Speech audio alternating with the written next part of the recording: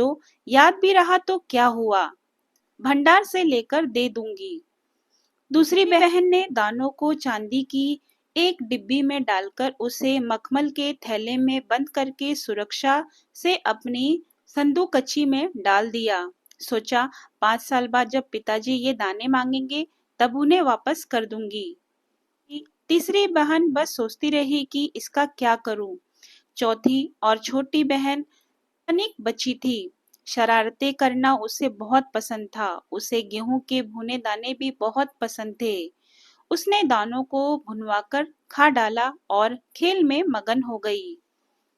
तीसरी राजकुमारी को इस बात का यकीन था कि पिताजी ने उन्हें यूं ही ये दाने नहीं दिए होंगे। जरूर इसके पीछे कोई मकसद होगा। पहले तो उसने भी अपनी दूसरी बहनों की तरह ही उन्हें सहेज सहेज कर रख देने की सोची, लेकिन वह ऐसा न कर सकी। 2-3 दिनों तक वह सोचती रही। फिर उसने अपने कमरे की खिड़की के पीछे वाली जमीन में वे दाने बो दिए। समय पर अंकुर फूटे, पौधे तैयार हुए, दाने निकले। राजकुमारी ने तैयार फसल में से दाने निकाले और फिर से बो दिए। इस तरह 5 वर्षों में उसके पास ढेर सारा गेहूं तैयार हो गया। 5 साल बाद राजा ने फिर चारों बहनों को बुलाया और कहा, आज से 5 साल पहले मैंने तुम चारों को गेहूं के 100-100 दाने दिए थे और कहा था कि 5 साल बाद मुझे वापस करना। कहाँ है वे दाने? फिर राजकुमारी भंडार घर जाकर गेहूं के दाने ले आई और राजा को दे दिए। राजा ने पूछा, क्या ये वही दाने हैं जो मैंने तुम्हें दिए थे? पहले तो राजकुमारी ने हाँ कह दिया, मगर राजा ने फिर कड़कड़ाकर पूछा। तब उसने सच्ची बात बता दी। राजा ने दूसरी राजकुमारी से पूछा, तुम्हारे दाने कहाँ हैं? दूसरी राजकुमारी अपनी संदूकच्ची में से मखमल के खोल वाली डिब्बी उठा लाई, जिसमें उसने गेहूं के दाने सहेज कर रखे थे। राजा ने उसे खोलकर देखा, दाने सड़ गए थे। तीसरी राजकुमारी से पूछा, तुमने क्या किया उन दानों का? तीसरी ने कहा, मैं इसका उत्तर आपको अभी नहीं दूंगी, क्योंकि जवाब पाने के लिए आपको यहाँ से दूर जाना पड़ेगा और मैं वहाँ आपको कल ले चलूंगी।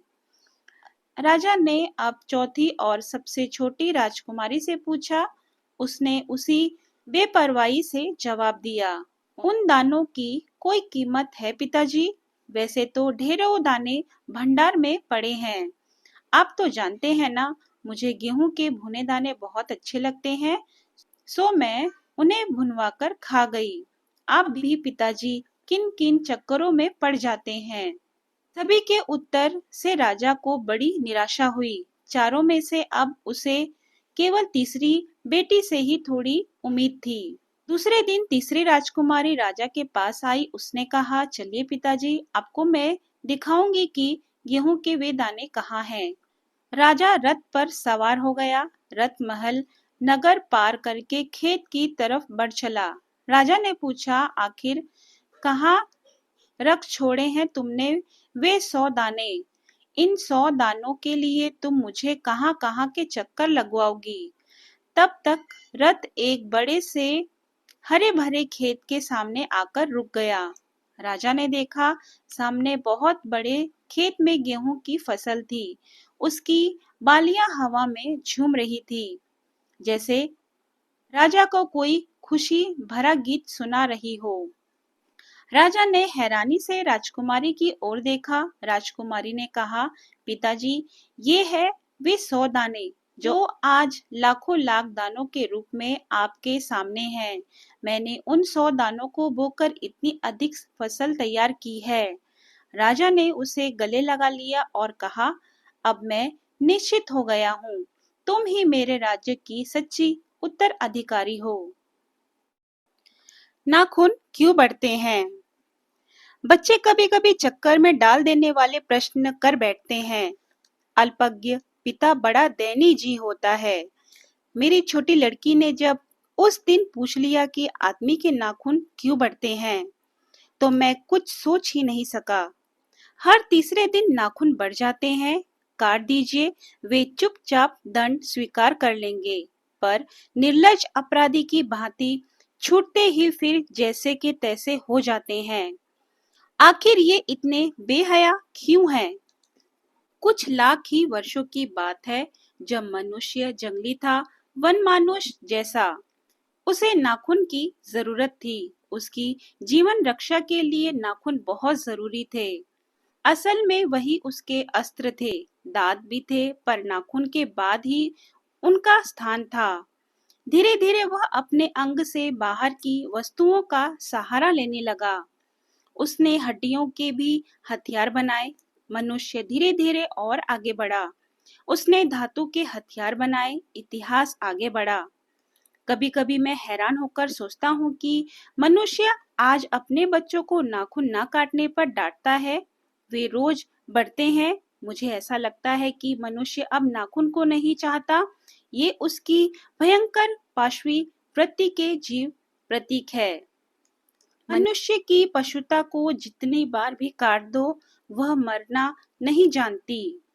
अगर आदमी अपने शरीर की, मन की और वाक की अनायास घटने वाली वृत्तियों के विषय में विचार करे तो उसे अपनी वास्तविक प्रवृत्ति पहचानने में बहुत सहायता मिले। मनुष्य की नख बढ़ा देने की जो सहजात वृत्ति है, वह उसके पशुतत्व का प्रमाण है। उन्हें काटने की जो प्रवृत्ति है, वह उसकी मनुष्यता की निशानी है। मेरा मन पूछता है, मनुष्य किस ओर बढ़ रहा है? पशुता की ओर या मनुष्यता की ओर? अस्त्र बढ़ाने की ओर या अस्त्र काटने की ओर? निबोध बालिका ने मानो मनुष्य जाति से ही प्रश्न किया है। जानते हो नाखून क्यों बढ़ते हैं? यह हमारी पशुता के अवशेष हैं। मैं भी पूछता हूँ, जानते हो ये अस्त्र शस्त्र क्यों बढ़ रहे हैं? ये हमारी पशुता की निशानी है। स्वराज होने के बाद स्वभावत ही हमारे नेता और विचारशील नागरिक सोचने लगे हैं कि इस देश को सच्चे अर्थ में सुखी कैसे बनाया जाए। हमारी परंपरा महिमाई और संस्कार उज्जवल है, क्योंकि अपने आप पर अपने आप दोबारा लगाया हुआ बंधन हमारी संस्कृति की बहुत बड़ी विशेषता है। मनुष्य पशु से किस बात में भिन्न है?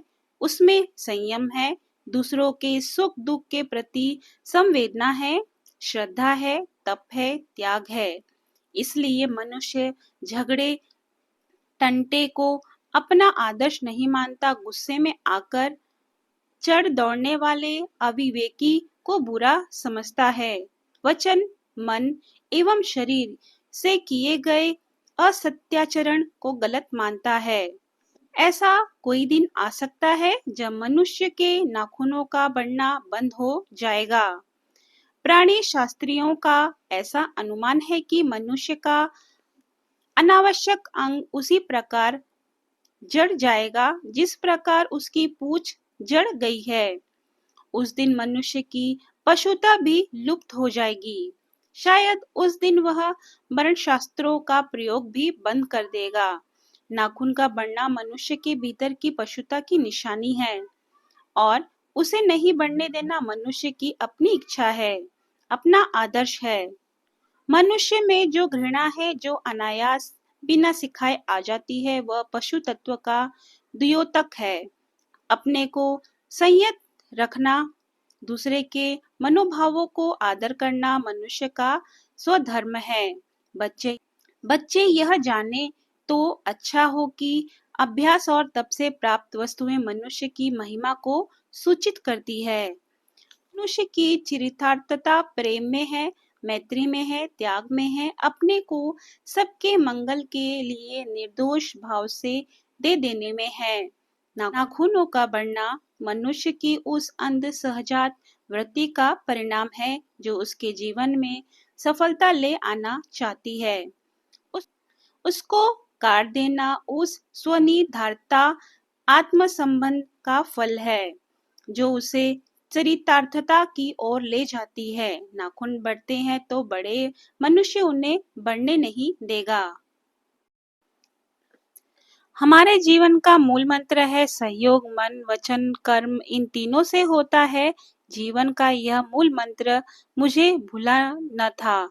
श्रीमती जी मुझे मेरे कामों की याद दिलाने लगी और मैं उनके उपकार के बदले उनकी चिंताओं में हाथ बटाने लगा।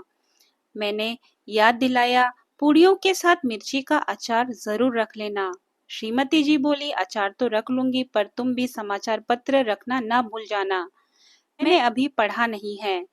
मैं बोला, वह तो मैं रख लूंगी, लेकिन तुम वह गुलबंद न रखना भूल जाना। हम पिछले साल कश्मीर से लाए थे, जुहू पर बड़ी सर्द हवा चलती है। गुलबंद तो रख लूंगी, लेकिन तुम कहीं बिंदगी सूट रखना न भूल जाना, नहीं तो पहना धरा रह जाएगा। और तुम कहीं रबर कैप भूल गई तो गजब हो जाएगा। वह तो रख लूंगी, लेकिन कुछ नोट पेपर लिफाफे भी रख लेना, और देखो राइटिंग पैड भी न भूल जाना। राइटिंग पैड का क्या करोगी? कई दिनों से माँ की चिट्ठियां पड़ी हैं जुहू पर, खाली बैठे जवाब भी दे दूंगी। यूं तो वक्त भी नहीं मिलता, और जरा वे चिट्ठियां भी रख लेना जिनके जवाब देने हैं। चिट्ठियां ही रह जाएंगी तो जवाब किसके देंगे? और सुनो, बिजली के बिल और बीमा के नोटिस आ पड़े हैं, उनका भी भुगतान करना है, उन्हें भी डाल लेना। उस दिन तुम धूप का चश्मा भूल गए और सर का दर्द चढ़ गया, इसलिए कहती हूँ छतरी भी रख लेना। अच्छा बाबा, रख लूंगी। और देखा, धूप से बचने की क्रीम भी रख लेना। शाम तक छाले ना पड़ जाए, वहां बहुत करारी धूप पड़ती है।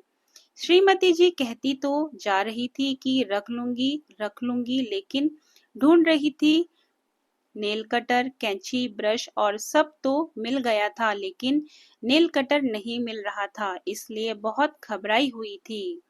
मैंने कहा, जाने दो नेल कटर, बाकी सब चीजें तो रख लो।